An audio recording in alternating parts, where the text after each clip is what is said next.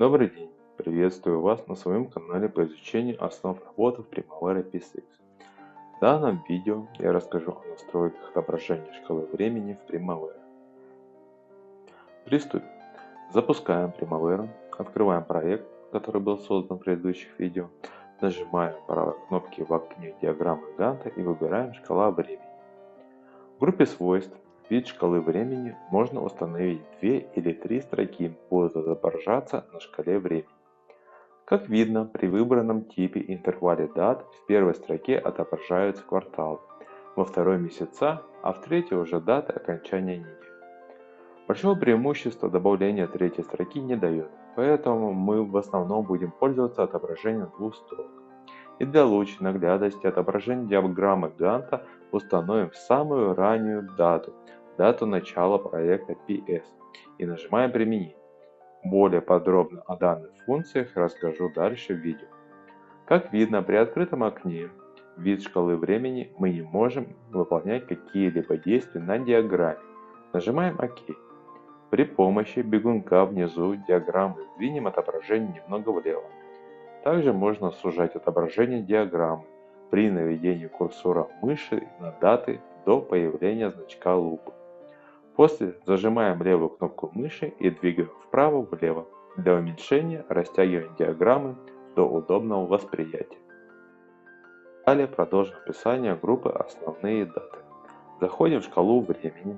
В группе «Основные даты» есть 4 основных графы. Тип, интервал дат, календарь финансово, имеется в виду финансовый период, календарь смены.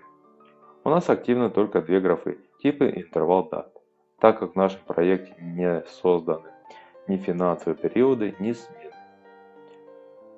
В типе есть 3 основных параметра. Это календарь, неделя года, финансовый. Для каждого из типов будет свой набор интервала дат. Начнем с типа календарь. Для типа календаря есть 12 вариантов интервала дат. Пробежимся по некоторым из них. Выбираем интервал год, квартал. Нажимаем «Применить». Теперь диаграмма показывает года и 4 квартала в каждом из них. Выбираем год, месяц. И также нажимаем «Применить». Теперь видим разделение временной шкалы на года и 12 месяцев в каждом году. Выбираем квартал, месяц. «Применить». И видим отображение кварталов в каждом году, разбитых на 3 месяца. Выбираем месяц недели. Далее «Применить». И видим на временной шкале месяца с годом и даты окончания каждой недели в году. 26 марта, 2 апреля, 9 апреля и так далее. Далее выбираем неделя, день 1. И видим отображение окончания каждой из недель, а также дни недели с понедельника по воскресенье. Также возможно отобразить даже смены и часы.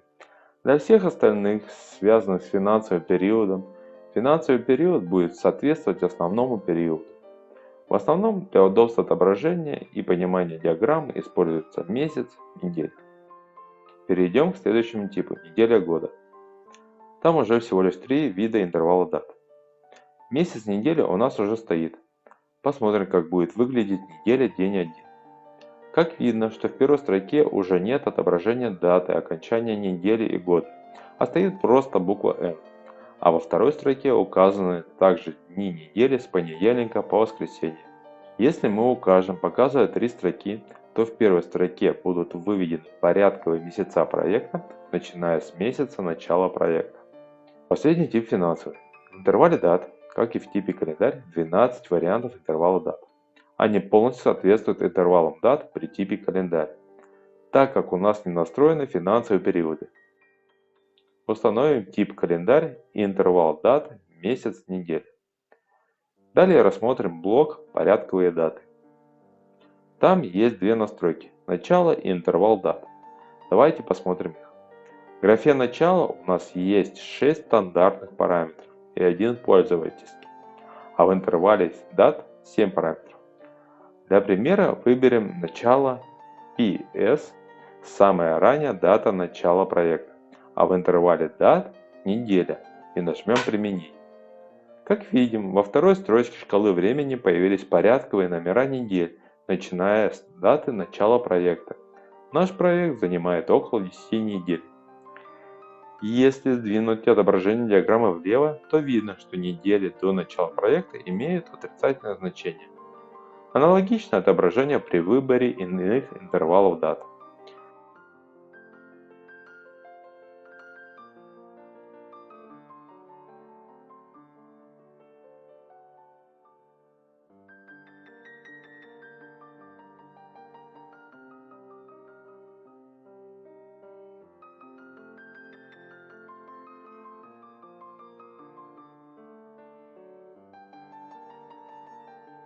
Если выбрать начало CD, текущая дата, то отчет будет от сегодняшней даты 15.04. То есть после 15.04 значения будет положительное, до 15.04 будут отрицательные. А дальше примерно в том же духе.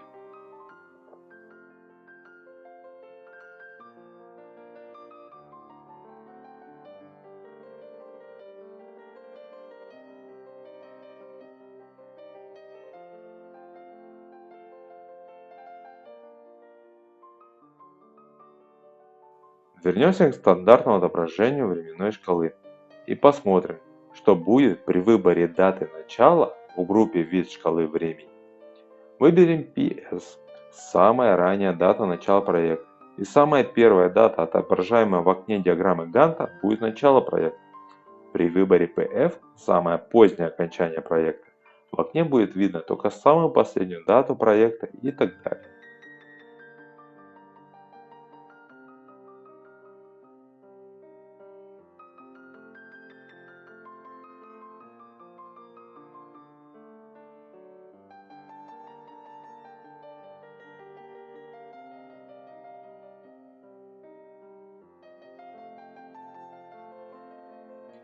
Далее идет шрифт и цвет.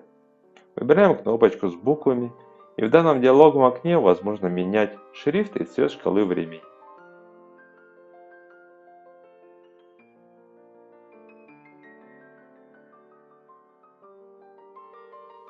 Для того, чтобы вернуться к стандартному отображению шрифта и цвета, необходимо нажать на кнопочку «Стандартный шрифт». Аналогично настраивается шкала времени во всех рядовых окнах Primavera PSX. На этом мое видео я завершаю. Если будут вопросы, то пишите в комментариях. Спасибо за ваши лайки и подписки.